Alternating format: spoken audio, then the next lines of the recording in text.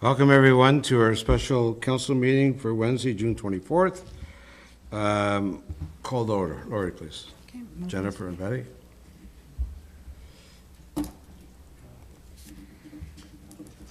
moved by Councillor Gauthier, seconded by Councillor King, that the special council meeting of June 24, 2026 be called to order at 4:32 p.m. All in favor? Carried. Roll call. Lori, please. Mayor Bennett, Present. Reeve Watt, Present. Councillor Gauthier, Present. Councillor Hewitt, Present. Councillor Hoogley, Present. Councillor King, Present. Councillor Wren. All members present with the exception of Councillor Wren. Okay, thank you. Any declaration of community interest and general nature thereof? Seeing none. Open a planning meeting. Sorry? Agenda approval. Oh, not on there. Oh, yeah, confirmation of that. I'm sorry. Keith? Wendy? Moved by Reeve Watt, seconded by Councillor Hewitt, that the agenda of the special council meeting of June 24th, 2026 be approved as presented. All in favor? Carried. Okay, motion to open a public planning meeting. Brian? Jennifer? Moved by Councillor Hoogley, seconded by Councillor Gauthier, that the Council of the Township of Laurentian Valley, pursuant to Section 34 of the Planning Act, hereby declare a public meeting open at 4:33 p.m. to discuss application for zoning bylaw amendment file number Z 2026-08 Buchholz, B 53/25, application for zoning bylaw amendment file number Z 2026-06 Kobalecki mini storage, application for zoning bylaw amendment file number Z 2023-03 revised zoning bylaw amendment Hetty bed and breakfast. All in favor? Carried. Laurie, start with Buchholz, please. Yes, so the first application that we have here tonight that it's the statutory public meeting for is the application file Z 2026-08. So it was a combined notice of application as well as notice of public meeting, and it was issued in accordance with the requirements of the Planning Act on, the 4th of June, 2026. And notice was given as follows, that the purpose of the amendment is to facilitate the severance of existing agricultural lands where the retained lands will be used for agriculture and prohibited from residential uses, and the severed lot is a surplus farm dwelling at 984 Whitewater Road, County Road 24. The severance is for a new lot, however, it will technically function as a lot addition as the lands to be retained are to be merged in title and consolidated with abutting lands, resulting in farmland of approximately 17 hectares.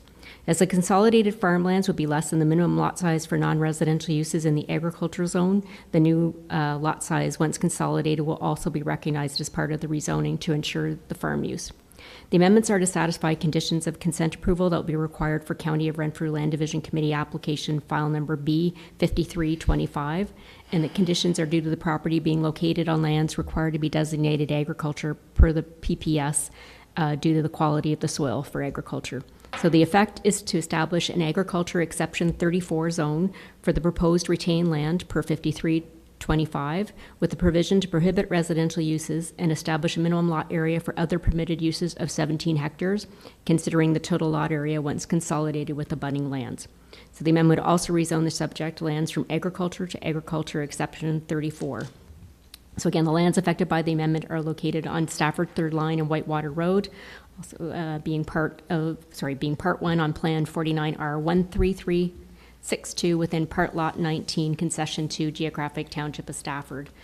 So again, information related to this application was available and remains available for inspection at the township office, and questions directing to the township planner or the township planning technician. And again, any person can participate in this public meeting and make written or verbal representation either in support of or opposition to the proposed amendment. And should there be a hearing in order to be potentially added as a party, you need to provide any comments ahead of time.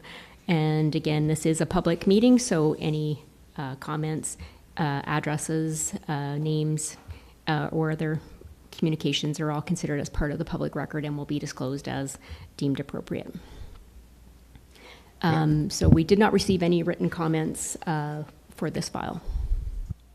Thanks, Larry. Any council questions, comments? Seeing none. Anybody from the public? And there's nobody online? No? Okay. All righty, we have a motion. Brian and Wendy? Moved by Councillor Hoogley, seconded by Councillor Hewitt, that council support the approval of application for zoning bylaw amendment file number Z 2026-08, Buchholz, B53/25, and that council approve the bylaw 2026-06-029 as presented and forward it to the bylaw portion of the special council meeting of June 24, 2026 for enactment. All in favor? Carried. All right. I can't open that.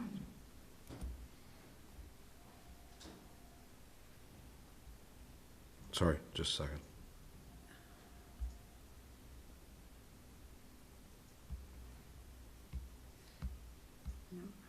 Take it out of it? Oh, okay, Laurie, second report, motion is Kobelecki Mini Storage. Okay, so this matter is returning back for council following the statutory public meeting held on June the 2nd. So there were a number of comments that were provided both verbally at the June 2nd public meeting, and then also a number of written comments that were received prior to that meeting and subsequent to it as well. So council has been provided with that correspondence, and also the applicant was. So in discussions with the applicant, there were some revisions proposed, and then in the report provided to council, there was a recommendation for a further revision in terms of the maximum number of buildings and square footage and units. If I can have within the report, there is a, I guess it's page 13. If you could bring that up on the screen, the one that's the sketch provided by the applicant. Okay, thank you. So in terms of this sketch, what it had showed was instead of a possible, another possible configuration, which would be 3 buildings of a 200-foot length with the 10 feet wide, and then a possible 20 units in one, and then different size units in the others, which would sum up to about 34 in the one with the most. So in the proposed bylaw, to try to find a balance to address a number of the comments, and in terms of the scale and the scope of the new use being proposed, the revised bylaw that was put before council would have that there would be, again, an increased setback from the side lot line, which would be up to 15 meters, and then with a maximum of 4 structures with a combined total gross floor area of 744 square meters. So that would basically have up to 2 buildings similar to what are shown on the sketch, or 4 that still kind of add to that same area and coverage. And then with no more than 54 storage units, which would be if you were having one with 20 and one with 34, or some combination thereof. And again, it still would have the number of parking spaces being 1 per 5.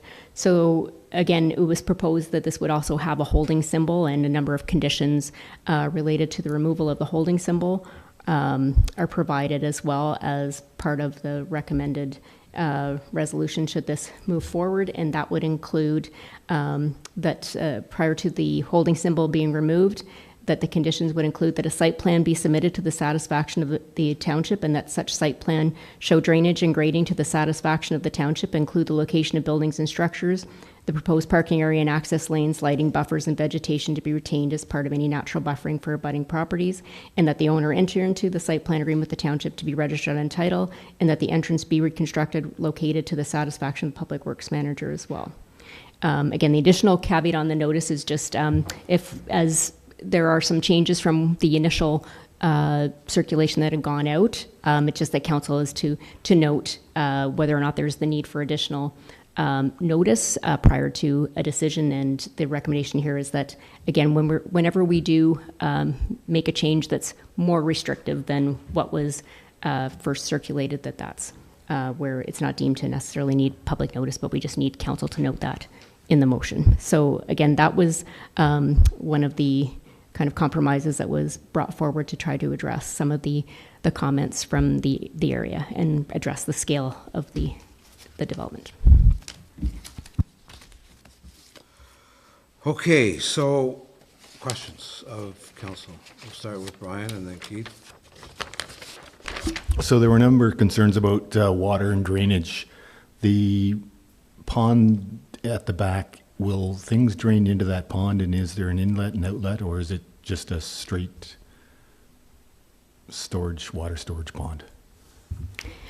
So the pond that's on the property isn't related to the development that's currently being proposed. But what I would say is that as part of it, even if there wasn't a holding symbol being used, as part of any site plan approval, we do require that grading and drainage plans be provided. So it would have to have an engineering plan addressing where and how the stormwater is being managed when you have any new roof structures or changes in the if there's any areas that are paved versus gravel, and that would have to be approved through our public works manager. And our policy is that water can't leave the property at a faster rate than it does prior to the development. And again, we do include quantity and quality controls. And our public works manager is also present. If there are some more specific questions related to that, he might be able to address a little better. Okay, so before, Keith, you were talking about the drainage and the ditch or whatever. There was some ditch work done out there, Mark, and maybe you can comment on what was done with previous issues? Okay, yeah, so historically there has been some ditching completed. There are still some high points, so we do have more ditching that we are completing in the next few weeks once the locates come in. When the ditching had first started, there was water that was ponding, and I'll say trapped on the south side of the road, down and across from the development. So we did install a cross culvert to help the water drain to the north side, and then the water from there heads east, and that's the ditch where we're having some challenges with now with the water not moving at certain times. So the plan is to ditch down both east and west of this property, and then it would continue east to where there's a cross culvert, which is the outlet for the area. Okay. Keith? So my question has to do with a little bit of the drainage as well. The parking or the land in between the buildings and around, is that going to be paved, or is it will just remain dirt, or is there a requirement on that?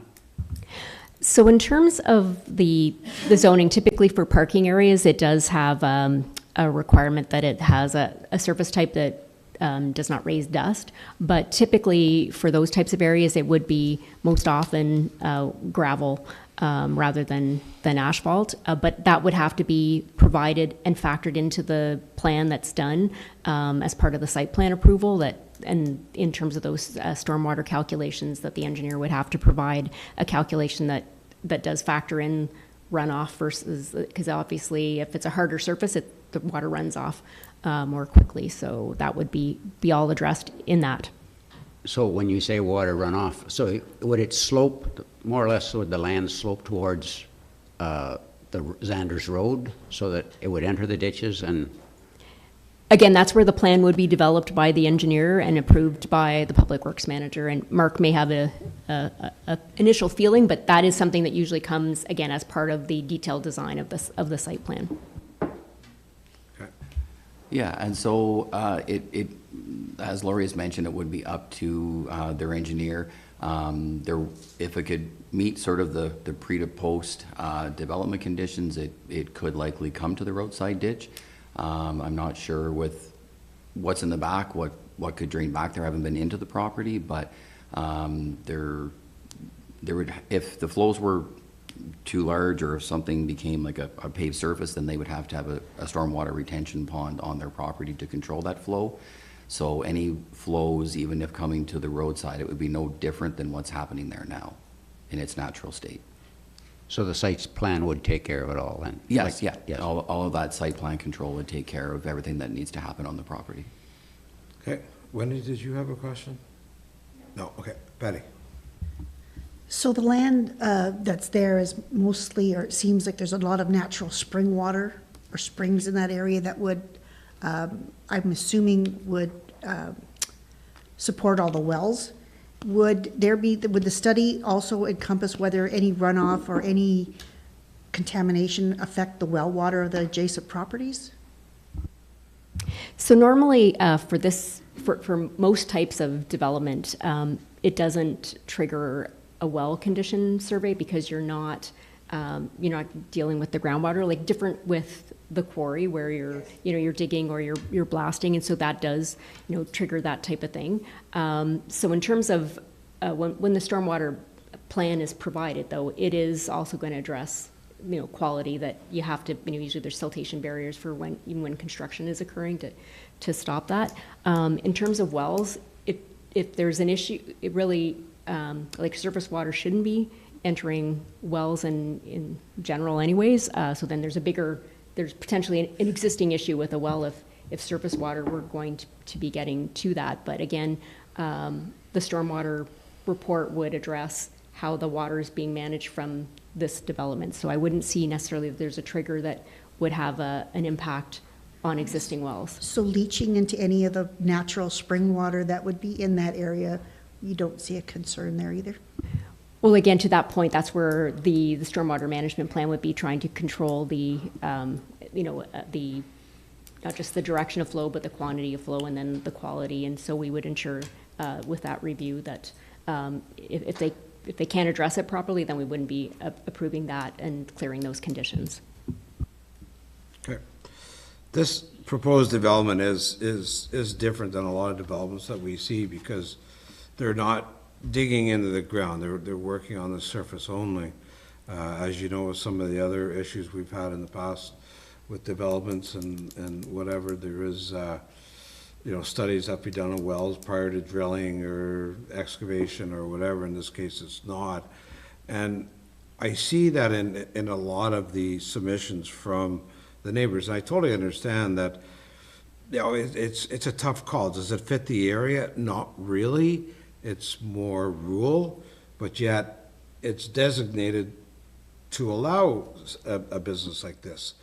My biggest concern is of course the water and the drainage, which we seem to have addressed and will be, if this move forward, then the engineer will have to provide the proper information.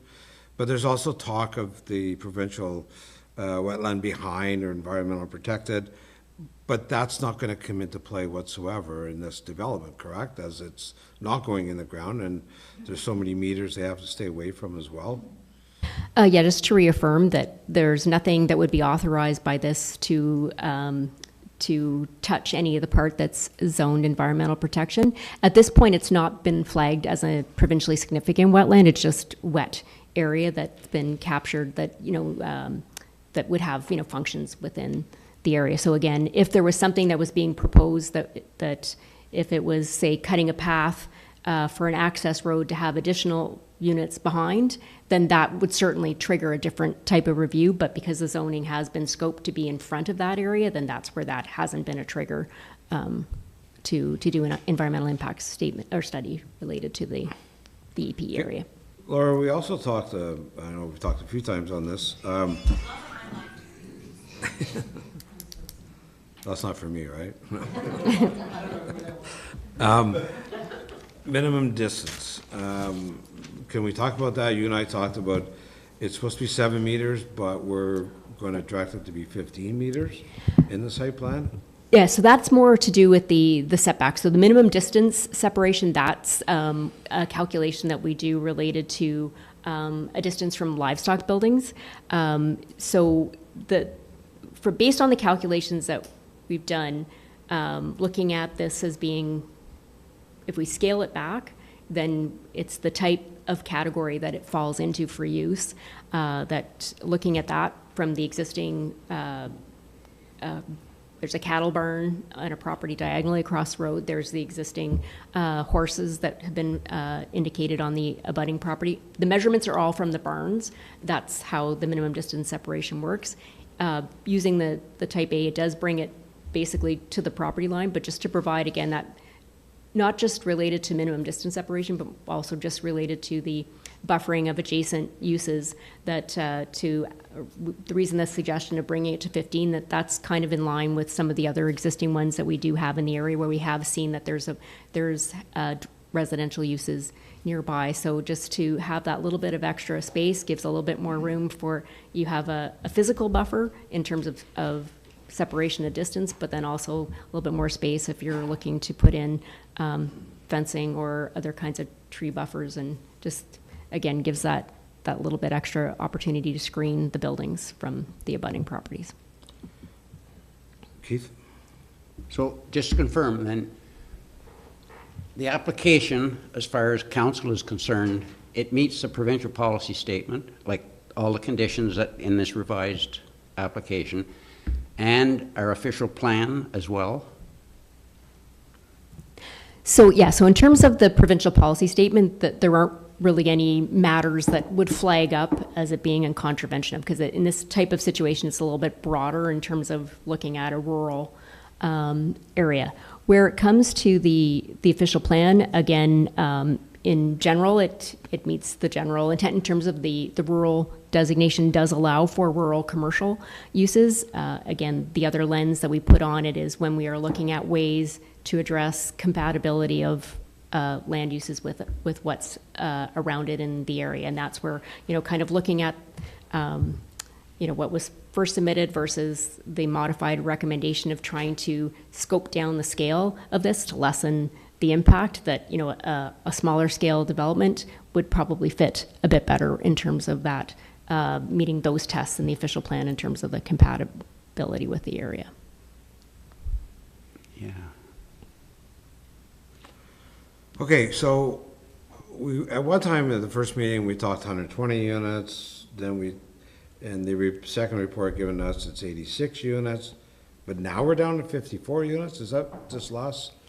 If we, up on the, yes, if it was to be to the two buildings, then that would be about a 54 units. Now, this was the interim one that was provided by the applicant, where it would have 3 buildings, and those 3 buildings would sum to the 84, 46. Sorry, I'm just looking for a second to my planning technician, because she did the tally for me.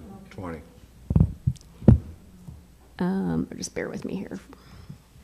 So that is, if this is approved, that is the maximum? Sorry, 86. 86 was what that shows there.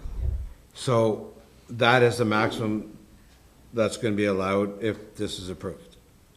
And if he wants more, he would have to come back to council? Yeah, so again, there's some options for council to consider, and if the one option is that it would be to that maximum, and again, that if there were other, in the future, additional buildings or additional units wanting to be added, that would have to come back through a process. And some of the other concerns that were brought up at the last meeting with hours of operation, et cetera, will all be looked at in the site plan? Or is that when the hours are set, or does council, if approved, set the hours now? So hours of operation are typically dealt with through our, have generally been through our noise bylaw in terms of when certain activities can occur that make noise. So we haven't typically had a separate hours of operation bylaw. We could look to that, but it would be, we could try to set something within the site plan, but it would be stepping outside the Planning Act for us to do a bylaw related to that. So that's something that could be looked at, but there is, again, the caveats, no matter what, in the noise bylaw about what can occur after certain hours. Okay. And Laurie, we also talked about in our chats that there's a potential to move it back in the property or further away from Xander's Road. Yes, no? So again, if the discussion is within that space that's to be rezoned, so perhaps if we could just go to the map schedule for the zoning. Okay, so we see, within this area that is proposed to be rezoned, there's some wiggle room to move around, subject to the setbacks. But going any further back, if we're getting into where the EP is, that's where Right. Okay. it would be a whole other lens to look at as well. We would need to, that would be a further amendment, and we would be asking for other studies as well to support that amendment. Okay. Any more comments from council at the moment? Questions? Okay, we'll open up to the public. Is there any information now? I do kind of recommend that it should be new information and not information that's already been submitted to council. So please come forward. Just again, state your name and address.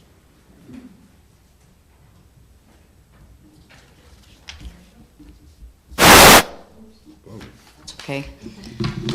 I'm Brenda Jameson. I live at 199 Zanders Road, directly across from the proposed mini storage units. And at the said time, my understanding, these were zoned as rural and environmentally protected. I did write a letter, and it was very explicit, and I'm quite concerned that this is spot zoning. That's a big concern, and no one here has addressed it yet. I've worked in the construction field close to 25 years. I'm retired now for 11 years, but I have a very good understanding of contracts, proposals, and permits. Having wrote them, signed them, acquired them, and improved them, it is my strong belief that this is spot zoning. And while looking up bylaws and such things on Laurentian Valley's website, I found these two items of interest pertaining to spot zoning. These were on somewhere on your website. Spot zoning is assigning a different, isolated zoning classification to a small parcel of land, creating an inconsistency with the surrounding area. And in Laurentian Valley, this practice is highly discouraged. Number 2 on your site, spot zoning is rezoning of a small isolated parcel of land to allow the use that is incompatible with the surrounding area. It is typically driven by a desire to benefit a specific property owner rather than serve a comprehensive public land use plan. So I did address spot zoning previously, but since it hasn't come to, it wasn't in the minutes and it hasn't come up here again, I think I'd really like to go on with my talk. So some facts that are pertinent to the proposed amendment are conflict with the original Laurentian Valley official plan. Under the Ontario Planning Act, all zoning bylaws must conform to the municipality's official plan. The Laurentian Valley official plan is designed to ensure predictable, orderly, and compatible land use. This proposal deviates from the official plans. Overreaching goals in this area, it's granted special privilege to one landowner without comprehensive area-wide planning justification. Private benefits versus public interest. Good planning should serve the broader public interest of Laurentian Valley. This amendment, however, appears to be driven by commercial or financial interest of the applicant. This proposal is expense of our neighboring property owners who have purchased homes relying on a stable protection of the existing comprehensive bylaw. Safety hazards on our rural roads. In Laurentian Valley, the roads are built for low volume residential and agricultural traffic. Storage units do introduce frequent unpredictable traffic, including heavy moving trucks, oversized trailers, and rental vehicles maneuvering on our roads that are not built for commercial traffic. Laurentian Valley's comprehensive zoning bylaw explicitly restricts uses in environmentally protected areas to low-impact activities like conservation, forestry, or existing agriculture. Inserting a mini storage units directly violates the intent of environmentally protected zone. It introduces severe risk to local wetlands, water tables, and natural habitats that leaves permanent footprints on the land. Land clearing, extensive asphalt paving and heavy concrete slabs disrupt natural runoff. This creates risks of soil erosion and chemical runoff into protective ecosystems. Many storage units often require stormwater management. Rural environmental protected lands cannot support this infrastructure without causing severe downstream environmental damage to neighboring lots and wells. The proposed mini storage units are directly out of step with the existing neighborhood aesthetic. Approving this site's exception sets a dangerous precedent, inviting piecemeal development and undermines the integrity of Laurentian Valley zoning's regulations. At the last meeting, I handed in a petition with several signatures opposing the mini storage units. The majority of these signatures came from taxpayers who have lived on Zanders Road most of their lives. The few signatures of the persons that haven't lived here that long came here for the rural setting and the safety that comes living in our area. I personally was raised here on Zanders Road most of my life, as well as my children, my grandchildren, and to be honest with you, just about everyone on that side road was related to me from the B line to Doran Road. Over time, Zanders Road has seen many new faces, all with the same idea of living in a peaceful rural setting. I believe the same taxpayers on Zanders Road who have spoken by signing the petition, and council should take these signatures as a strong opposition to the proposed bylaw that benefits one landowner. These facts and objections are not intended to be taken personally. We simply, the landowners, homeowners, taxpayers, are trying to protect our home values and property with an established zoning bylaw that has been in place for many, many decades. All these facts, reasons, and deep concerns, myself and the signed petitioners request council to deny the proposed bylaw amendment application file number Z202606 located at 164 Zanders Road. Thank you. No, for your thank you. time. I know some of the comments you've made tonight, water tables, environmental protection, I realize that. has been discussed tonight. Mark, do we talk about the road? Have we built Zanders Road different than other roads in the municipality because of light traffic? No, it's, in my time here, we haven't done any work on the road. It was repaved probably 4 or 5 years before I came. It would be sort of same standard as what our rural roads would be. Now, it probably would be, at next rebuild, wouldn't be a rehabilitation. It would be a complete rebuild of the roads and new granulars in the surface. So it's showing some age and fatigue, but it's really no different than our other sort of collector roads around the township. Okay. Laurie, can you comment on the spot zoning, please?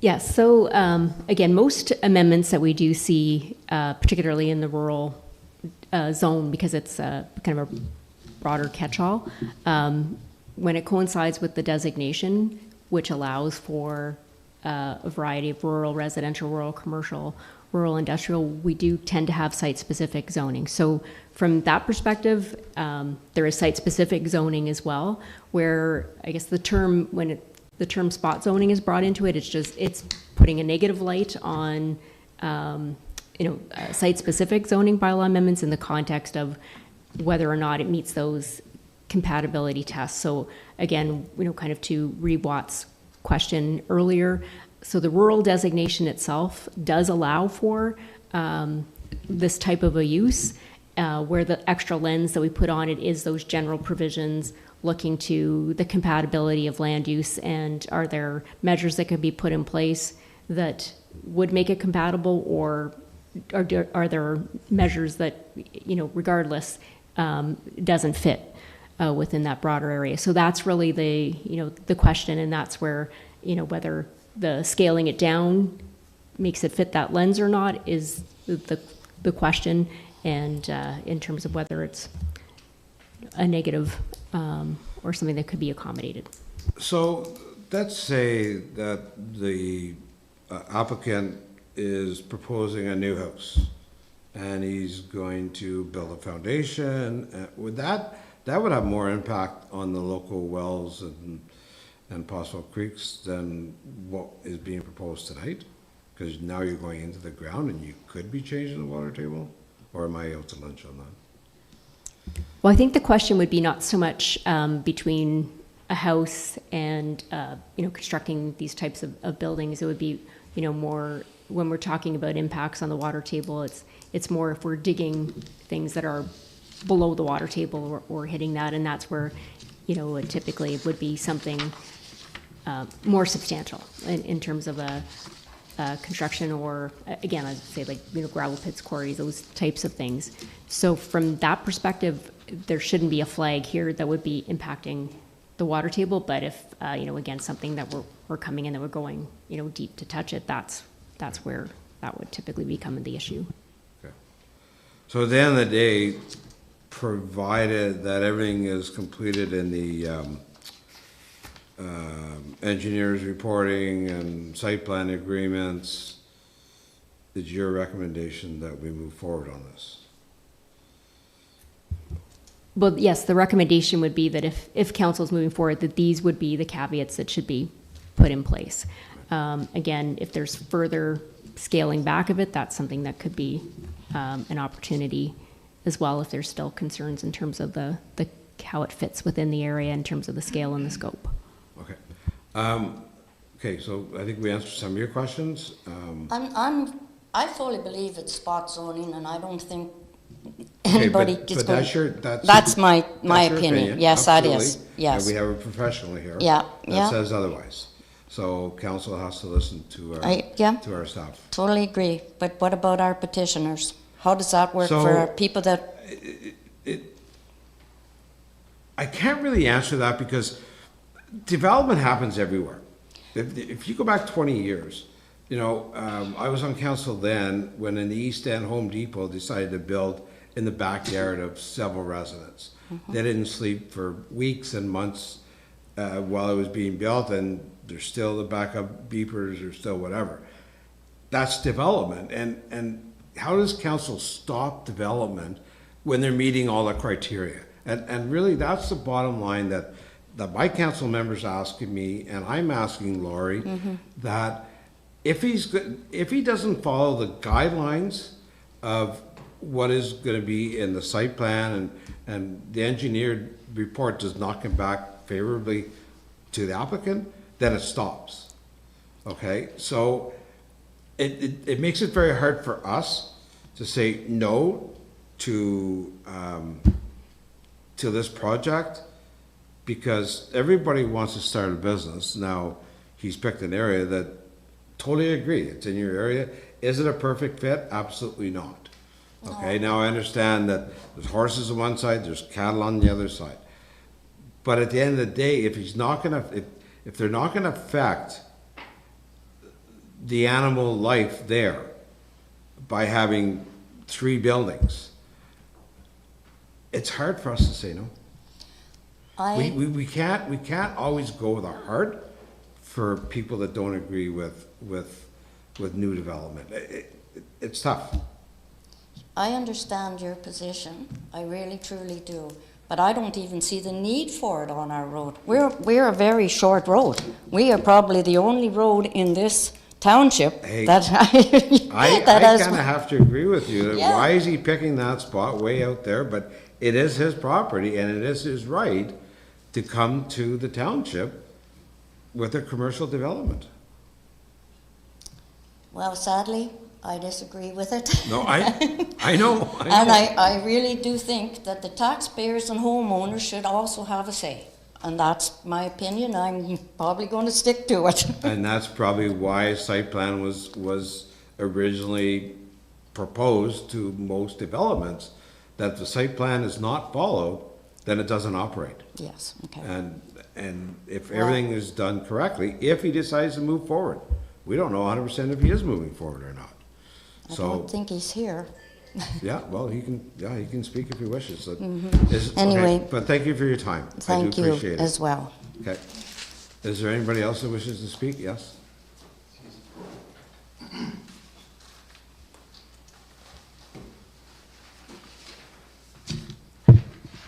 Good evening. Good evening. It's Glenn Pearson. Yes. Mr. Mayor.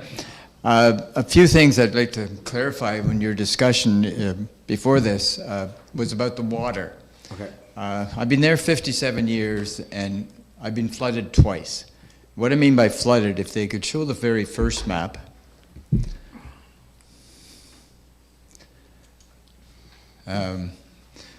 That row of trees right by my pool there, that whole field there was completely covered with water. And half the water came out towards the road, which the township in their wisdom sent workers over and they dug it backwards. Water was flowing to the left, not to the right. And that's been Marcus hopefully cleaning it up this year. The other problem is the other half of the water goes back to behind my building. And there's a ditch back there that water would flow all the way along through the trees there. Now, it past his pond and right down the field, right over. But how is that affecting the property that we're discussing tonight? It affects the Wormke's house there. Okay. Sorry, it's Tom's parents' house now. He was totally flooded, that house. And that was like a flash flooding, or? No, what were we it was talking? just a bad winter. Lots of snow. Right. And- So it and you happened can without the see- property there. So are you saying that it's going to be worse because the Well, storage units are there? you look We don't know you that. hear the news all the time. How many places now have never had floods, like in Montreal and that Absolutely. totally, and the prediction is our storms are worse. Yes. Are going to be worse. Absolutely. And we have to contend with this. The Okay. infrastructure doesn't handle it. Even with that new ditch. By the way, the ditch in front of Tom's place is about 2 feet higher than down at my place. So the whole thing is going, the water runs to the left, not to the right. The other thing is, there's no springs there. It's all like a big cup. And there's 80 feet of water with sand with it and clay at the bottom, holding it all together. There's no springs. The posts and all my fences are sitting in water. That's right now. Even in a dry year, they're sitting in water. Okay. So a flash flood or a deluge, you can see what's going to happen there. Absolutely. And not only there, Mr. Pearson, but in various areas of the township, we're running into the same issue. I agree. I can tell you there's a Pleasant View drain in the east end by Home Depot and there Yeah. has to be re-looked at because of the flash flooding and not being Yeah. able to handle the drive-in road. There's all kinds of areas that we have to really re-look at Yeah. how ditching So is if done. you do pass something like this, I think you have to put very strict conditions that you can't allow too much wiggle room after that to allow anybody to do, oh, well, they didn't say I couldn't do this. And let's add to Oh, it, and and- let's do this, and, and the other, and that one other thing is, that road is not an official road. It's only 60 feet wide, it's supposed to be 66 feet wide. Sanders Road is not official. Okay. So, it's, as I said, it's not, nobody, Well, as Mark said, it hasn't been redone in a long time. Mark, is that Allison? Probably No, it's 40 not years. Allison Fraser, right? Oh, that's Allison Fraser, so we did inherit that road. So yeah, right. When There we was- redo it, What they did is they just put the gravel down and put the oil trucks to it. yeah, which is. And that was, well, it was first done when I moved there 57 years ago, so. I can assure you, Mr. Pearson, that we will be keeping a very, very close eye, if this is approved tonight, through the engineer's report and how it's done. Yeah, but, okay, great. So I understand. I appreciate it. I understand your flash flooding, I understand Yeah. the water there now. Thank you. Thank you. Yes, sir. Thank you very much. I'm Frederick Tremblay-Gagnon. I live at 207 Zanders.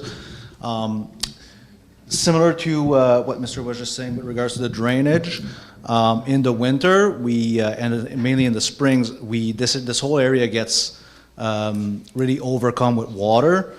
One of the issues that I can see with the size of that development, having compaction of the ground, several buildings, parking lot, it's going to take, or likely going to take away a lot of the water absorption of the ground and a lot of the water logging capability of the ground. And my worry is that this starts to bleed off into the surrounding properties in the spring. I already almost flood, excuse me, I already almost flood every year. I've had to do a fair amount of landscaping to my place just to manage the current levels of groundwater. And I don't see having a commercial property in the neighborhood being any good to any of the neighbors with that issue. And I would say another issue that I would say it's maybe more of a personal issue is with regards to the amount of traffic and the amount of indiscreet eyes around our community. Having 50, 60, 80 storage units, we don't see the need for it for anybody in this neighborhood. We all have plenty of room to store our goods. So the question is, who's going to come in and use that property? And also, whose eyes are going to be in this area? And is it going to jeopardize the safety of this area of the community? That's mainly my two questions, two concerns right now. Okay, thank you. You know, in any commercial development, that's why we have OPP, and if there's any reports whatsoever of any suspicious play, if this is built, then the OPP are called and they would investigate and watch for the property, just like other areas that are, if there's a break and enter or whatever, we rely on the OPP for our safety, and that's where we come from with that. Brad, I know you're here, and I don't know if you want to be called upon, but I'm going to, if you don't mind. But the idea of the slabs being there and taking away possible groundwater going into the ground, what's your experience with that? Like by changing that area for the 3 buildings to slabs? Well, I mean, you can't argue any building changes water flow, whether it's a house, a barn, a commercial development. The benefit with this being a commercial development rather than a house or an expansion is there is a site plan control. So we can actually regulate the drainage to be what it was before construction.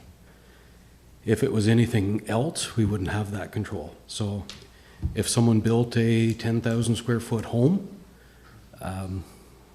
it would cover more area, it would affect the drainage as much or more, and we really wouldn't have control over that with our current stipulations. So effectively, the water as it drains now will not change with those slabs because of the site plan and the engineer. Yeah, that's the whole purpose of the site plan agreement and the engineer's drainage report. It's basically post-construction flows are the exact same or less than pre-construction. And we only have that when we have site plan control. We don't have that with any other development currently. Okay. So, Thank you. Any questions for Brett? Now we have him on the spot. Okay, thanks, Brett. Is there anybody else from the public that has any? I have a quick question. Sure. Hi, good evening. Tina Jameson. Hi, Mayor. And ladies. So, I was just curious, Laurie, is there another plan to sever that parcel then? Is that whole commercial entity going to be severed? Because I'm only asking because I know myself, I live at 270, and I believe my neighbor, Judy, her son said last week he was also denied a severance on his property. So I was just curious if this was going to be severed again, because I believe that property's been severed numerous times, and I also believe that that property is currently designated as farmland. So I was just curious. Sure. If you can, Laurie. Certainly. So I guess as mentioned previously, so the zoning or the designation on the property is rural with environmental protection. So it's not agriculture, so different than the application that we had heard first this earlier. There's not a limitation related to severances because of agriculture.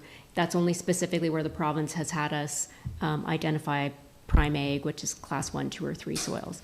So that part's not an issue here. As far as other severance proposals in the area, there might be other reasons why or why not. They may not have been able to be entertained at some point in time, but for this property, there has been a pre-consultation with the county on the possibility of severing the house from the bigger parcel that would include the mini storage, but still leave the opportunity to potentially build a house again on the severed. It has not been filed through, but the reason that we flagged it in the meetings, in the reports to the other meetings, as well as just understanding the dynamics of the space and how that front space might get used. Okay. So no official application, therefore, council looks at what's here today, and if it does come up down the road, then the council today will make that decision. Okay. Laurie? And I apologize, Mayor Bennett, I should have also added that at such time as, if a severance application is applied for, that would have its own public notice and opportunity to provide comment to Land Division Committee as well. Okay, thank you. So is there anybody else? Yes, sir. Again, it's new information, right? Yes. Okay. A lot of it has to do with the last meeting. There's, So again, your name and address. there was a Sorry few to interrupt. pardon me? Name and address, sorry. Name and Oh, address. Dennis Jameson, 199 Zanders Road. Thank you. There was a few mistakes being made. The first one, communal septic system, which was checked off. The posting of the sign. Sorry, septic system. There is no septic system being proposed here. No, it was on the original application. Okay, well, be correct, because there is no septic, so, sorry? It was addressed last meeting. That was addressed last meeting. Yeah, well, it was called a mistake. But anyways, the posting of the sign was supposed to be on the gate. And I located it after the meeting. It was located in front of his house and with a tree obstructing it, or a branch, I should say. The application was for mini storage units, but at that meeting, he also mentioned expanding for outside ground storage. So is that happening too? Outside which? Outside ground storage? There's been no mention of that to me, Laurie. Yeah, it was mentioned at the meeting. It talked about Well, storing boats. We were told that he had different items in the back of his property. That was mentioned at the last meeting. No, this was ground storage on this Brian, go- property here. Okay, Brian, go ahead. He said there was, you'd commented on, or somebody had commented on their boats being stored on the property now, and he said that if these units were built, he might be able to rent them some space inside, was the, what he had mentioned at the time. That. Thanks, Brian. Okay. He also mentioned corporate property management firm looking after the property. Laurie, can you comment on that? Again, I think some of the questions in terms of that, I'm not aware of a property management firm, but that would be something that's outside anything that we can direct related to zoning. Like if he turns that over to someone else to run, you still gotta follow the guidelines of what a mini storage unit does. Is that what you're getting at? I didn't hear what you said. I have my hearing aids on too, so. Yeah, I don't know, I have. You're mentioning property, No, he mentioned that at the last meeting. We didn't get a chance to respond. okay? Okay, so I'm just wondering, is that happening, or, I have no idea. yeah? We don't know. And Mayor Bennett, yeah, as I say, like in the same in terms of, whether somebody builds a house and lives in it or rents it out, that's not something that we control through zoning. So again, it's what we look at is the use and the use itself. Who's operating that? That's a different And question. whoever's operating it has to abide by the rules. The other question, snow removal. Is the snow going to be removed from the site, or is it just going to be pushed back into the environmentally protected area? Laurie? So one thing that we do require to be addressed when we do deal with the stormwater and drainage plan is that snow storage is something that we do require. So we would request it's not going into. the Yeah, we would environmental ensure protection. that yes, that there's, that properly addressed. And the other concern with that would be freezing rain. If you had freezing rain and he has to apply salt, you know, that's going to run off as well. He also mentioned that there's going to be no power inside the units. So I suspect people will be coming in 9, 10 o'clock at night shining their headlights to see what's inside the unit. It could be, yeah, he did Yeah. mention that there'd be no power. I think a lot of storage units don't have power. I don't think he's the first that's saying he won't have power to the storage building. Jennifer?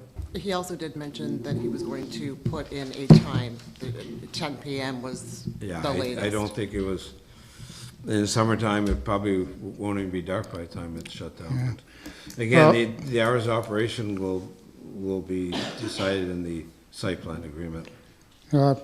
I believe this facility belongs in an industrial park, not in a hayfield in farm country, where there's storm sewers, less hazard of fire, snow removal, the lights and noise and traffic won't bother the neighbors, and the industrial park can deal with rats and varmints instead of us. Thank you very much.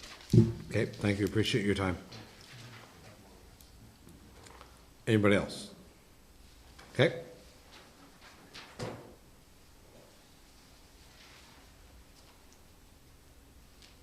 Hi, my name is Jeannie Nagora. I live at 665 Zanders Road. Okay. I just wanted to really add my voice about, I am concerned about the security issue as well. I know you did mention the hours of operation and the police. I do believe something like a storage unit would be very attractive for thieves, as people putting in a lot of their personal items. It's just like chock full of stuff. It's like a whole treasure box. But also I've seen a lot of stories with the cost of living crisis, a lot of people living in storage units. So that's another thing. And just, I know someone had mentioned the number of eyes. My grandmother, who lives at 544, has gotten a handwritten note from people who I assume have scoped out her property, asking her to gift her land after she passes. So I've just wanted to say that I too am worried about the security. But you have already addressed those as well. Okay, thank you. I don't think there's anything we can else put in, Laurie, into a site plan agreement regarding security, correct? Other than in terms of fencing of a property, that would be where we might come into play. Now, are most storage, I know you looked at one certain storage area, or like I know you mentioned Smith's in our report. I don't think they're fenced in. I don't imagine too many are fenced in. Well, some will fence in themselves, like we do have, when you look to make space, like there is fenced areas with those, so sometimes, again, it's their own practice as well, that they would bring forward fencing to corral So an that's area. something that we can include in the site plan? Yes. Okay. Anybody else? I'm not sure if I can get out, but can No, I no. speak from here? Absolutely. No, well, the only problem is that you're on TV. You need the mic.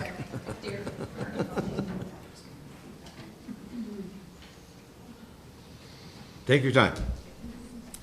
I'm Sharon Liloff from 417 Zanders. Nobody has addressed the problem of garbage. And I was just wondering, is this sort of thing, I don't know anything about a site plan or whatever, but with storage units and the risk of flooding, and, you know, can we imagine that at some point people are going to be cleaning out their units of wet mattresses and things and throwing on the side of the road? Is it a commercial place where there is garbage pickup, or are they limited to 3 bags per week like we are? Well, right now, with our new collectors, we don't have any agreements with our garbage collector, Mark, if that's right. Yeah, so currently, we've gone through some changes with the province for the recycling portion.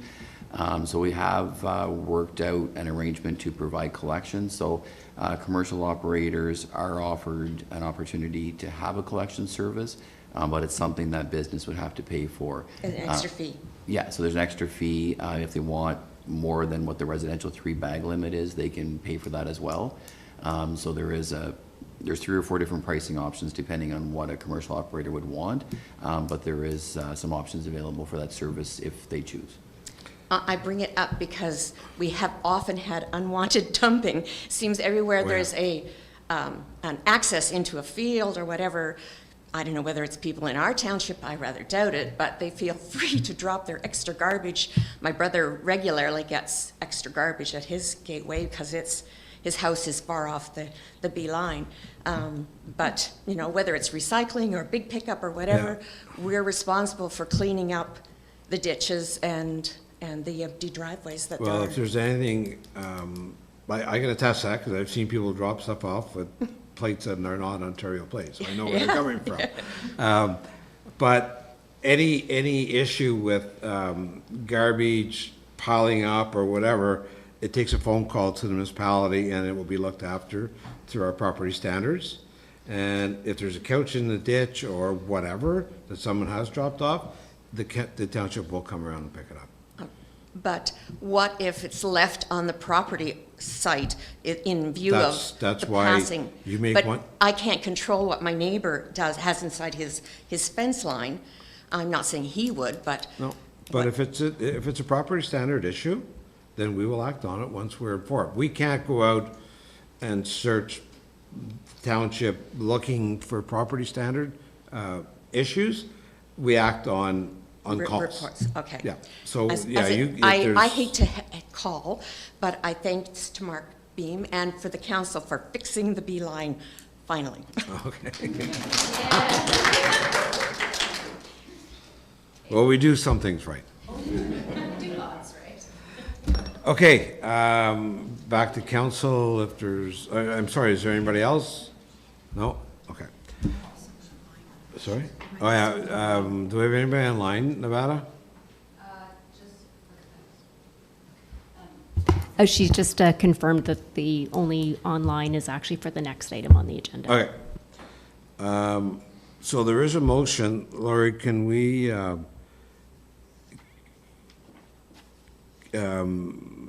does council from your report put forward a motion as to what your recommendation is from 1 to 5, or is that already, I haven't seen the motion, so I don't know.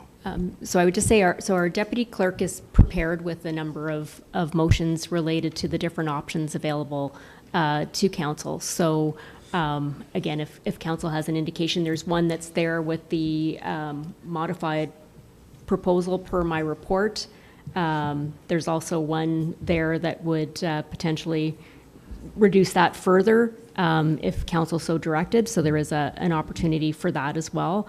There's a motion there to, if council wanted to refuse the application. There's also one if council wanted to defer for any reason. And then there's one which was as originally applied for. But I think we've moved beyond that, that's less of an option, but that is also remains an option of without any kind of extra limitations. That was the first kind of proposal that was put forward as an application. Okay. Councilor Brian. Again, is the issue not more the square footage of the buildings as opposed to the number of units? Yes, so in terms of the bylaw structure, how it proposes, it would address a maximum number of structures and a maximum the total gross floor area of that, so that it would be, again, even if you're breaking it down into smaller buildings, it's still no larger than the specified square footage. And then with the number of units, that even within that there's a maximum number of individual units as well, so that it kind of catches it up from all aspects, so that it's trying to keep the scale smaller rather than larger. So that's, again, there's the version that's in the report. And then there's also, as I say, we have at the ready, one that would further limit it to basically the, instead of 4, to basically cutting in half what's before council as the revised. So cutting in half from, So taking it down to 2 buildings, no more than 2 buildings with a gross floor area of 356, which is basically half of what was shown. So it'd be 2, if we could go back to the sketch here. So it would be basically going back to no more than 1 of those, but it could be broken up into 2 buildings, and then no more than 34 units. So that's another option. Or, as I say, council can choose not to support. okay. It's council's wishes. Keith? I was just going to mention that that option with the modifications, that will take in the couple other aspects that came up tonight regarding like snow removal and garbage. I know you took notes, and that would be included in that. So that would be something that falls under our site. A lot of those items are things that are normally viewed under our site plan control as well. So in terms of having to have that satisfactory site plan that shows, garbage, snow removal, grading, drainage, building location, surface types, all of that falls under that. Okay, thank you. So before council picks one, do you want to discuss that if that motion is going to have how many units or how many square feet? Are you happy with the 86, or do you want half, or to put a motion forward? Wendy, Do we have the option to defer this again? for what reason? Well, there's just so many options on the table. We can always defer it. I'd rather not, but, Brian? I think the 86 would be the absolute maximum. When you look at the plan and you see units of 5 feet by 5 feet, you're not going to have more than that, and that's why it could be substantially less, but it would be the same square footage regardless. Yes? I just had, actually, Nevada had put up on the screen, this is the draft of the bylaw that was with the report. So it actually had the 54, because we'd already, if we took out one of the 3 buildings, Right. that was what was being brought forward. So the other thing is, again, you could go even lower. If we're going to go 86, we would have to modify prior to passage, and we could do that. But again, that wasn't one that was kind of presented, but again, we take the guidance of council if you wanted to change any of those. Jennifer? If we're going forward with this, I recommend that we start small. See how this is, make sure he's complying, make sure the neighborhood's not calling every day because he's not complying, and then if he really wants to, then he comes back. So go with the 54? Yes. Okay. Brian? So, number 3 there is 4 structures with 744 square meters. The diagram here on the proposed site layout is 3. Are you saying maximum 4? So this, again, that's where the first proposal that we had actually had the buildings were 100 feet in length rather than 200. So that's where it was just giving the option of breaking them back out, because that might fit better on the site. So that's why I said no more than 4 structures. But again, the total square meters there would match having 2 of the 200 foot long buildings as shown on that sketch. Okay. So we're talking a maximum floor area of 744 Right. square meters with a maximum of 4 buildings. That's right. Okay, so we're going to bring that motion forward. I need a mover and a seconder. Brian and Keith?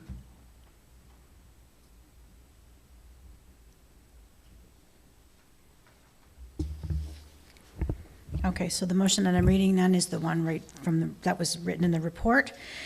So that is moved by Councillor Hughley, seconded by Reeve Watt, that council approve application for zoning bylaw amendment file number Z 2026-06, Kobaleki Mini Storage, and forward bylaw 2026-06-026, as revised to address comments received during public consultation and forward the revised bylaw as presented to the bylaw portion of the June 24, 2026 special council meeting for passage, subject to a holding symbol with conditions for removal of the holding symbol being A, that a site plan be submitted to the satisfaction of the township, that such site plan showing drainage and grading to the satisfaction of the township and include the location of buildings and structures, the proposed parking area and access lanes, lighting buffers, and vegetation to be retained as part of the natural buffering for abutting properties, that the owner enter into a site plan agreement with the township to be registered on title, that the entrance be reconstructed,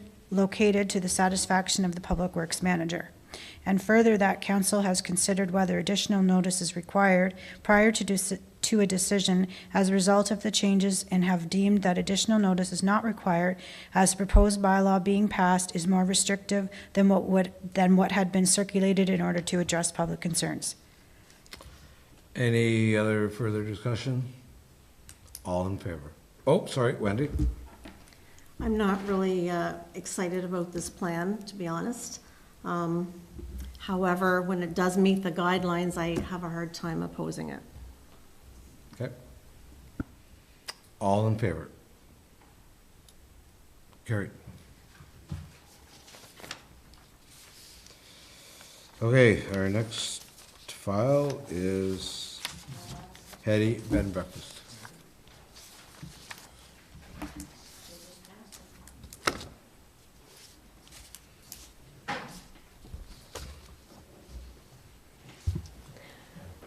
All right, so this application is also one that's being brought back to council. It had been at a public meeting again on June 16th.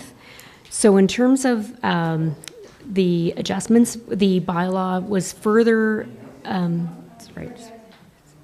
bylaw was further adjusted to tighten or more specify the definition for bed and breakfast specific to this property. Previously, we had gone for consistency to use the general bed and breakfast definition already in the zoning bylaw.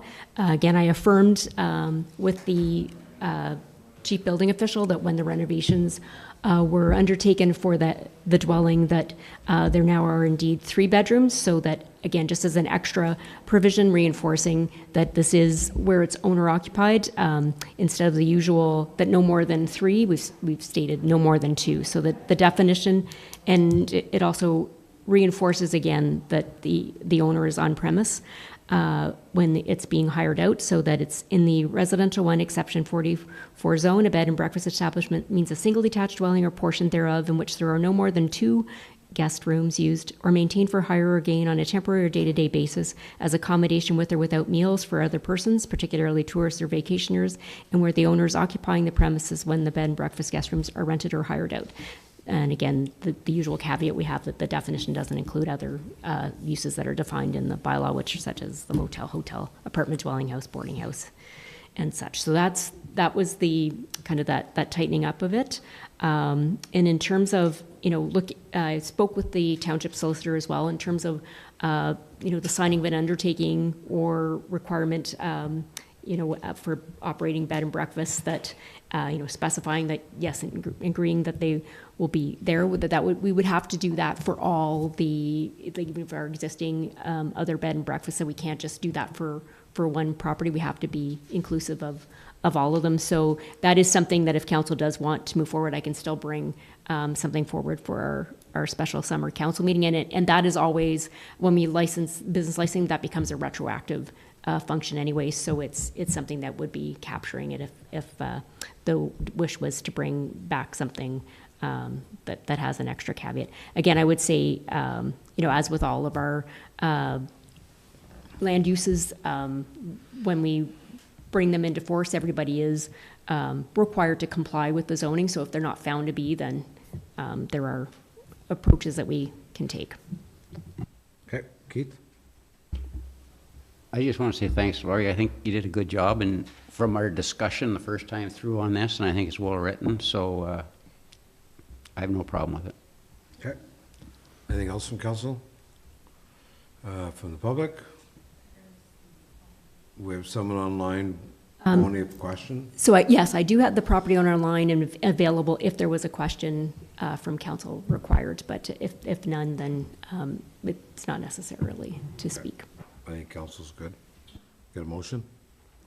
Betty and Jennifer? Moved by Councillor King, seconded by Councillor Gauthier, that council approves revised application for zoning bylaw amendment file number Z 2023-03, Hetty Bed and Breakfast, with revisions to the bylaw to add a bed and breakfast as a permitted use and forwards bylaw number 2026-06025 as presented to the bylaw portion of the June 24, 2026 special council meeting for passing. All in favor? Carried. Motion to adjourn public meeting. Wendy and Keith? Moved by Councillor Hewitt, seconded by Reeve Watt, that the special council of the Township of Laurentian Valley hereby declare the public meeting of June 24, 2026 be adjourned at 5:47 p.m. All in favor? Carried. Report motion on Bucholtz Municipal Drain.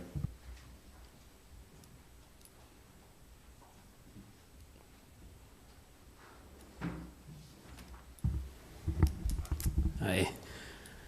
Okay, so this ties into the the severance application earlier. It was identified that that area is part of the Bucholtz Municipal Drain. As such, there was a proportionment for future maintenance cost. With the severances that has happened, there was one missed, and the parent roll number had retained all of the maintenance. So what we're doing now is just trying to correct that with the severance and make sure each property has the right assessment. So we have done measurements and determined that the severed lot was not in the identified area of the drain catchment, and as such, it would not be subject to any maintenance costs in the future. The retained portion would be. It is being added back to the parent roll number. So essentially we can just leave the amounts as originally done by the engineer's report and clean everything back up and have it all on the parent roll number still. So this is just recommending that you accept the amendment and readdress the future maintenance apportionment. Council, any questions? All makes sense. Jennifer and Brian. Moved by Councillor Gauthier, seconded by Councillor Hughley, that council hereby approves the apportionment agreement from 1055496 Ontario Limited for consent file number B5325 as presented to adjust the apportionments for the subject lands in the Bucholtz Municipal Drain. All in favor? Carried. Thank you, Brett. Thanks for coming in. A report motion on the Compliance Audit Committee. Okay, so before you, we have a report regarding Joint Compliance Audit Committee with the terms of reference. So as we approach the election time, we have the Municipal Elections Act stipulates that we have to pass a bylaw regarding a Compliance Audit Committee by October 1st. So we've joined again with City of Pembroke, Town of Renfrew, ourselves and the Township of Whitewater Region to enter into a joint compliance audit committee for the election year, or sorry, the term of 2026 to 2030. Okay, any questions? Brian? How are these folks selected, or where are they from, and how do you get this job? So each of the municipalities that are in the joint compliance audit joint group pick a person that meets certain criteria I think the report states, or sorry, the act states that you should have somebody with financial, so like an accountant or a prominent business owner, what have you. So we each all picked one, and I think we've had Rick Eustace as being ours for the last number of years. So we reached out and asked if he'd continue this term again, and he obliged and said he agreed to doing it. I guess I was just wondering, are they appointed or do they apply for the position, or is it just? I think just a call goes out if they've done it the year before and there hasn't been any issues, then just keep going back to the same person. Okay. Yeah, And I'm sure if somebody else wanted to do it, they could put their name forward Yes. before selection. As you can see, there's one from each municipality. That's correct, yeah. And the other thing too is the fees and costs, there isn't any. We don't pay them until such time that they're needed, so that, you know. Hopefully they're not required. Yeah. Okay, we got a motion, Keith, sorry. Just one question. In the recommendation, it says that a joint compliance audit committee for election purposes be established with the City of Pembroke, Town of Renfrew, and the Whitewater region. Then on page 2, doesn't mention Laurentian Valley, and on page 2 it says nothing in legislation precludes municipalities from sharing a compliance audit committee, City of Pembroke, Town of Renfrew, and Township of Laurentian Valley. So should Township of Laurentian Valley been within the recommendation? Yes. It's been added. There you go. Thank you, very much. Okay, mover and seconder, Wendy and Brian. Okay, moved by Councillor Hewitt, seconded by Councillor Hoogley, that a joint compliance audit committee for election purposes be established with the City of Pembroke, the Town of Renfrew, and the Townships of Whitewater Region and the Township in Laurentian Valley in accordance with the terms of reference, and that the following individuals be appointed to the Joint Compliance Audit Committee 2026-2030: Rick Eustace, Jim Labow, Les Scott, Kent Tubman, and further that council forward bylaw 2026-06022, a bylaw to establish a joint compliance audit committee and appoint committee members to bylaw portion of the June 24, 2026 special council meeting for enactment. All in favor? Great. So the next item is county council summary that Keith has submitted. Any questions you can forward to Keith. And then we'll get into bylaws. Moving to our seconder. Jennifer? Sorry? Just regards to the county, I didn't see anything in there related to the trail. Has our letter been sent and received? I was going to bring that up under comments, Okay. council comments, if that's all right. Okay, Jennifer and Betty. Moved by Councillor Gauthier, seconded by Councillor King, that the following bylaws be enacted, passed, and read a first, second, and third time, and be numbered and signed by the mayor and the clerk, sealed with the seal of the corporation, and be engrossed in the bylaw book this 24th day of June, 2026. Bylaw 2026-06022, to establish a compliance audit committee and appoint committee members. Bylaw 2026-06025, revised zoning bylaw amendment Z 2023-03, Hetty Bed and Breakfast.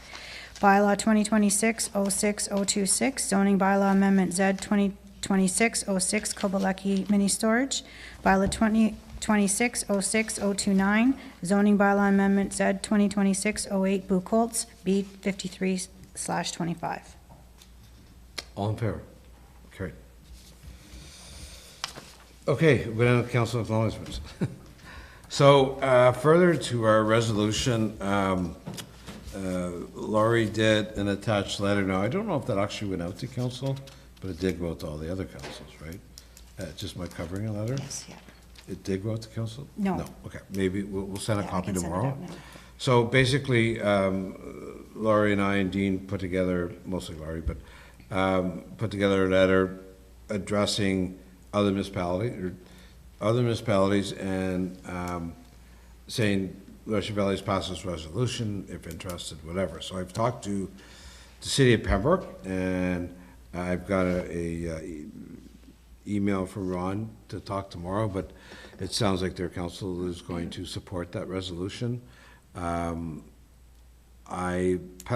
just passed in their town that dirt bikes are allowed on any road within the municipality. So I don't think Gary and his council will have any interest, but I am going to forward to them as well, and also to Whitewater, because Pembroke, Whitewater, and Laurentian Valley are probably three main municipalities that the trail goes right through. I am going to forward it to Renfrew as well, because I know it does go through some of Renfrew. So my understanding through Keith is that there is a meeting on the 27th of August, 26th of August, where Keith will present that resolution to County Council. Jennifer. Is there any possible way that we could have this done before the end of August? No. Kids are out. It is insane. There's probably 40 to 50 dirt bikes doing papa wheelies down, up and down my road. Someone's gonna get killed. Yeah, I've seen them on the road as Yeah. well. All we can do for the moment is to advise. The county is shut down as of today for the month of July, and Operations Committee only comes back on August 26th. So that's when it will be coming through, and hopefully they will allow us to discuss it at that time. It's going to be difficult because you have 17 municipalities, and they did it because they wanted to partner with, what's the other club called, Keith? Algonquin Trail and K&P Trail. K&P Trail wanted to be the same. We voiced our concern, and we will do it at that meeting, but the county's not going to move their meeting up just for our petition. All we can do is contact Taylor, the county, and ask them to step up patrols on the dirt bikes. Brian? So we had asked about having the ATV club here to get some grassroots push from them about trail etiquette for their members and others. There was some talk about them being here tonight, and they're not. Have they been contacted about it? They have, from what I've spoken to Dean, they're going to be coming in July. Yeah, Dean had sent out an email to the president asking if they were interested in coming to one of our meetings, and we hadn't heard a response yet back from them, so we're hoping to follow up with them and try and maybe see if they'd be interested in coming to the July meeting. I don't know whether it's a question of even whether they're interested or not. I think it's almost a case of being summoned to the meeting to hear the complaints that we're getting on a regular basis.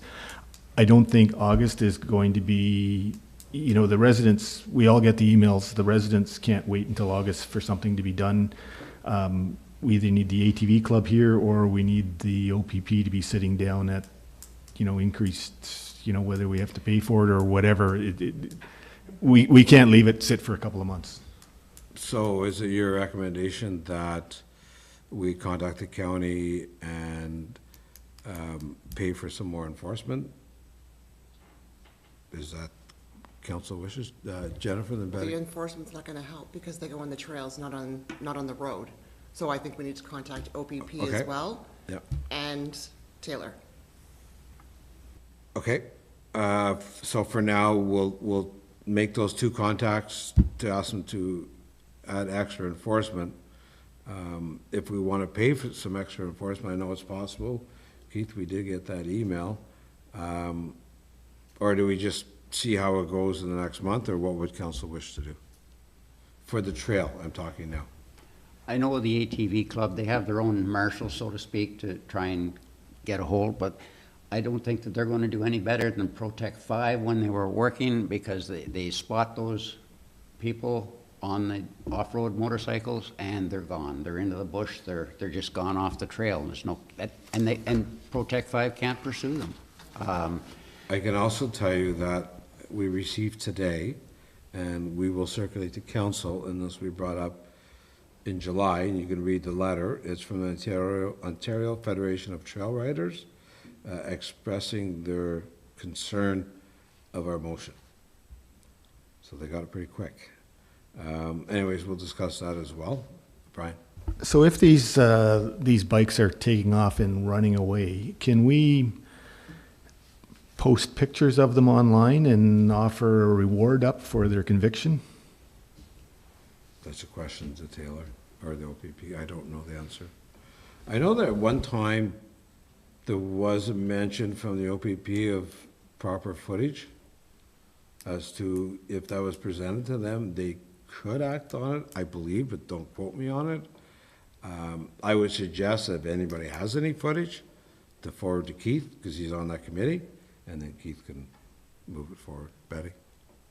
If we have the opportunity to be able to offer funds for more patrols or more surveillance on the trails, I'm willing to put that forward, because we have to do something to protect our residents and their tax dollars that they pay us to act on their behalf. So right now, they're not enjoying any of their summer.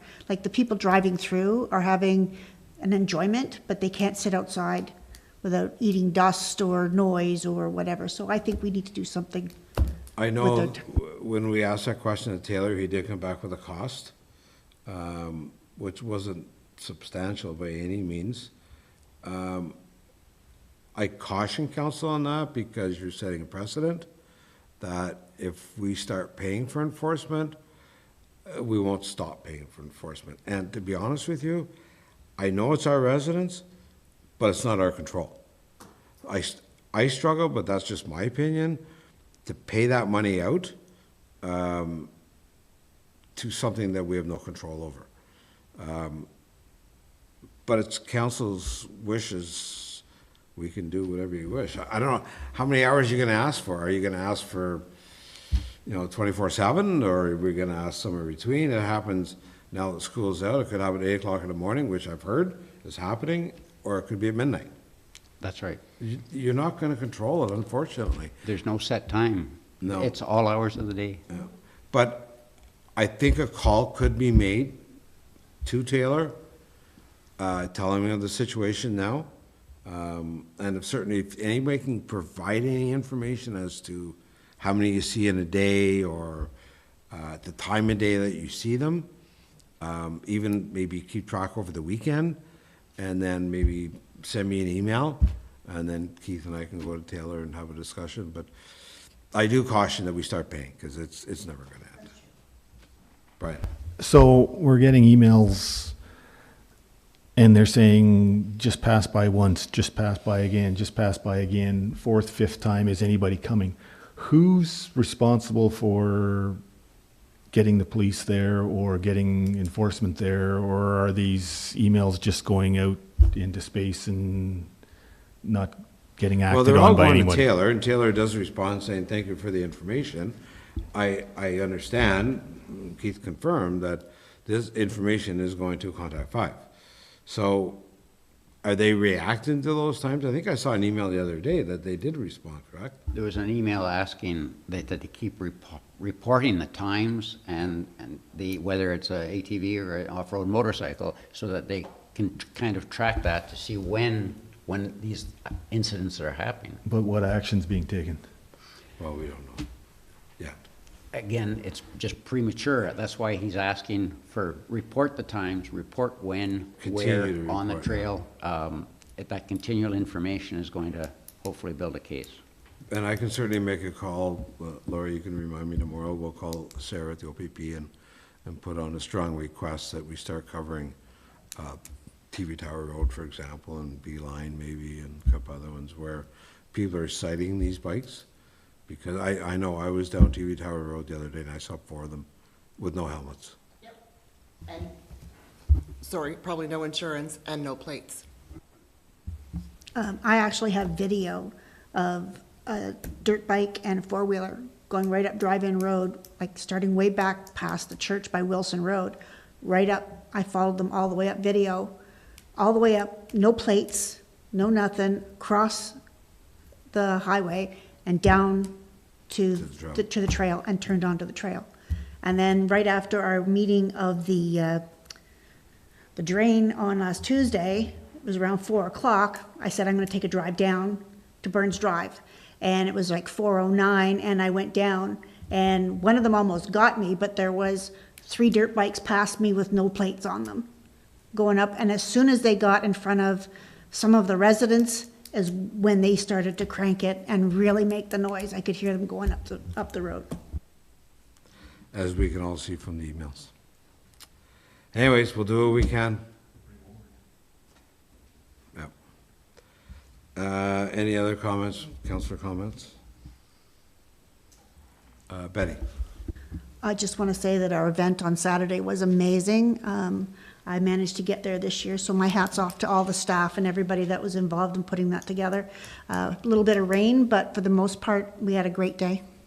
Yeah, I was there as well, as most of us were, and yeah, it was fun. It was good. Families really enjoyed it. Brian?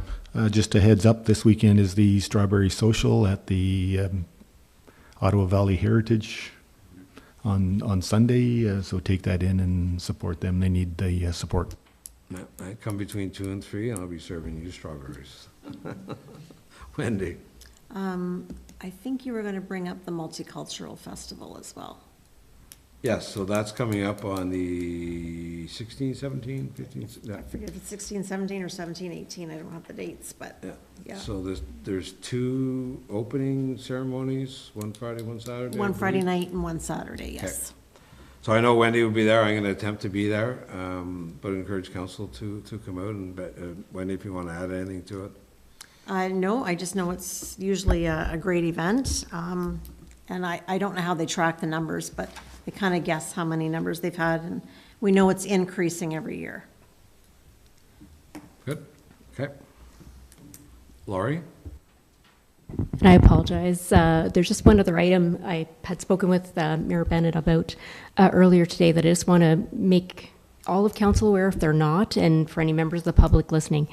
So it's our great disappointment that unfortunately have learned that among other post-media Eastern Ontario newspapers that the Pembroke Observer will no longer be in print, nor will there be an online footprint is what we've been advised. So the issue that is one of the choices with the Planning Act, particularly when we have a township-wide amendment or something that affects, and certainly for many other reasons, it's, you know, heartbreaking that this is where we are with local media. But one of the things, so it's not always feasible to mail out to every property owner. So for some of the types of items, the pivot that the Planning Act has changed, recognizing that a lot of communities have lost their newspaper that's in local circulation, that we now, as a third option, are allowed to also post on the township website. So we will be having to do that, commencing with our official plan amendment dealing with the additional consent criteria. That's how the primary notice will be. It will be on the website. We were able to make it in time to get a small little note on our print newsletter going out with the tax bills, saying to people that, you know, in the loss of the paper, that this is the method. My concern is that there still is a good swath of people that are not online, and so also our other approach that we did put in the newsletter, but trying to share that out, is we are going to be making use of the Cork notice board that first comes in. They'll be kind of commandeered more as a public notice board for Planning Act applications as well. So we'll make sure that there's notices there, but as things evolve, we may be trying to look for some other, even if it's not the technical meeting of the Planning Act, but just some other ways to get that message out, particularly to people who are not online. So it's very unfortunate, but just again, it really kind of caught us all off guard, and I don't know how well that message has been shared out there. Thanks, Laurie. The last item I have, and it's just a heads up that you will at some point get a report.